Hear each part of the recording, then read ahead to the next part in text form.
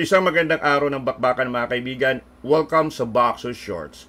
Ako po si Atty. Ed Tolentino, kasama ninyo sa inyong corner pagdating sa usapang boxing. Dito sa Boxer Shorts, we do not monetize. Handog ko sa inyo, diretsong opinion, walang halong sarswela o mga theatrics. At para sa ating episode ngayon, narito ang ating post-fight analysis sa nangyaring bakbakan sa welterweight division kamakailan lamang sa pagitan ni WBA champion Imantas Stanionis ng Lithuania at IBF welterweight champion Jeroen Boots Ennis ng Estados Unidos. Mga kaibigan, meron na tayong bagong unified WBA at IBF welterweight champion sa katauhan ni Boots Ennis ng Estados Unidos. Tinalo niya by 6th round TKO ang game but outclass na Lithuanian champion na si Stanionis. Sa ating post-fight analysis, pag-uusapan natin kung paano bin-breakdown ni Boots Ennis itong si Stanionis. Titingnan din natin ang ating naging pre-fight analysis sa labang ito at ating pong titingnan kung saan tayo tumama pagdating sa expectations sa labang ito. And of course, hindi mawawala ano ang susunod para dito sa bagong unified champion na si Boots Ennis. Lahat ng yan dito lamang sa Boxer Shorts. At nagbabalik ang Boxer Shorts mga kaibigan. Narito ang ating post-fight analysis sa nangyaring welterweight showdown sa pagitan ni WBA champion Stanionis ng Lithuania at IBF champion Boots Ennis ng Amerika. Officially, we have a new unified WBA IBF welterweight champion sa katauhan ni Boots Ennis. Nanalo siya by 6th round TKO kontra kay Stanionis. Ano po ba ang ating naging pre-fight analysis sa labang ito? Sinabi natin na paborito si Ennis sapagkat mas marami siyang skill set, mas marami siyang ikangay weapons kontra kay Stanionis, who we said was quite one-dimensional. Si Boots Ennis, maganda ang mga straight jabs, maganda ang mga hooks, maganda ang uppercuts, maganda ang lateral movement. Yun nga lamang sinabi natin, may konting loophole sa kanyang mga depensa sapagkat he tends to drop yung kanyang shoulder after jabbing, exposing himself to a counter left hook. We did say watch out for the left hook of Stanionis sapagkat magagamit ito sa laban. On the other hand, we said na gagamitin ni Ennis ang kanyang mga uppercut sapagkat ang uppercut ang siyang makakapenetrate doon sa high guard na defensive posture ni Stanionis. Si Stanionis mga kaibigan was game in this fight. He really tried to press his way inside. Pero nakita po natin lumabas yung sinasabi nating diferensya sa skill set. Sinabi natin dito kay Stanionis, ito ang kanyang disadvantage sapagkat iisa ang kanyang estilo sa boxing. Papasok, high guard. Pangalawa, sinabi natin, yung kanyang punching power is suspect. So nakita nyo naman sa actual na palitan, during the actual fight, mas nayayanig itong si Stanionis.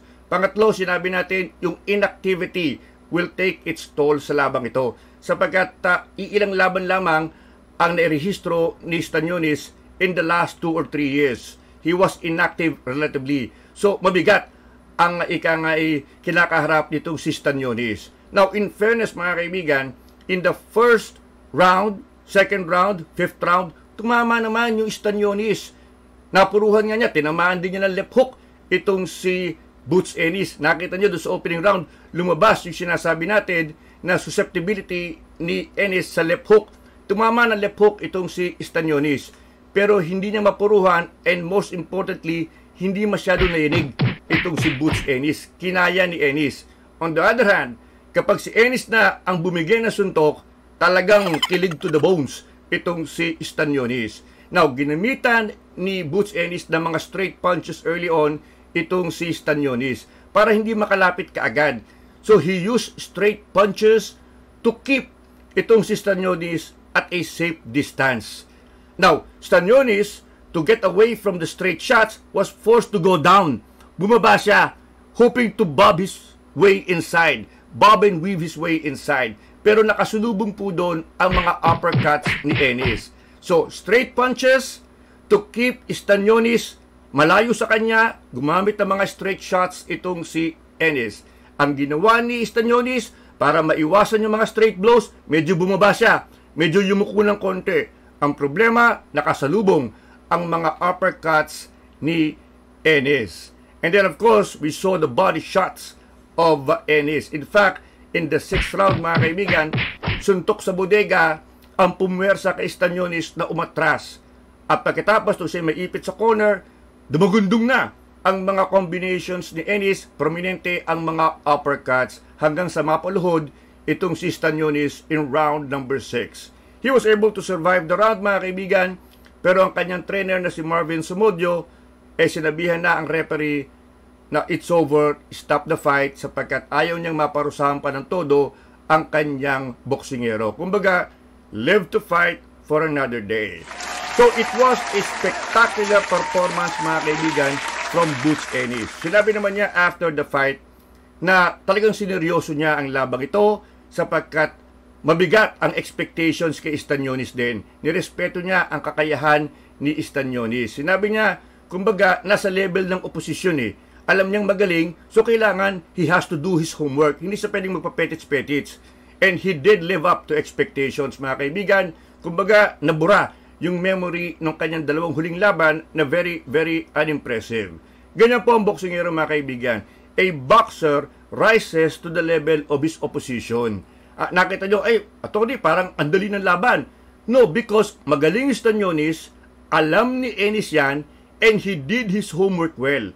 Kumbaga, seryoso siya sa labang ito. Walang petits-petits. Alam niya na pwede siyang talunin ni Stanionis kung siya ay magpapa-relax-relax. So, he took this fight seriously. At ayan ang dividendo, mga kaibigan. A very impressive win for Butch Ennis, the new WBA and IBF welterweight champion. At nagbabalik ang Boxer Shorts. Ano ang susunod para sa bagong WBA at IBF welterweight champion, Butch Ennis? Ayon sa mga handlers ni Butch Ennis, ang priority ng boksingero ay maging undisputed welterweight champion. Ibig sabihin nito, gusto ni Ennis na makuha ang all 4 major belts sa welterweight division. Ang WBA at IBF welterweight titles ay nakay Ennis na. Ang natitira na lamang ay ang WBC welterweight title na hawak ni Mario Barrios at ang WBO title na hawak naman ni Brian Norman Jr. Pero bago puntirihin ang mga nasabing co-champions sa welterweight division, obligado po si Ennis na idepensa ang kanyang unified WBA at IBF titles sa mandatory contender ng WBA na si Shakram Giyasov ng Uzbekistan. Alam nyo, kapag ikaw ay unified champion o undisputed champion, obligado ka na idepensa yung corona on a rotation basis. So nag-uusap-usap ang mga organization kung sino sa kanila ang next in line. So ngayon lumalabas as unified champion ng WBA at IBF, ang next in line para kay Ennis itong WBA mandatory contender na si Shakram Giyasov. So yan po ang sitwasyon ngayon ni Butch Ennis. Pero alam nyo, mga kaibigan, ang talagang dream fight para dito kay Ennis ay isang showdown kontra kay Virgil Ortiz. Gandang laban ito pag natuloy sapagkat malaking boksingero din yung Ortiz, and unlike Stanionis ay may legit knockout power itong Virgil Ortiz.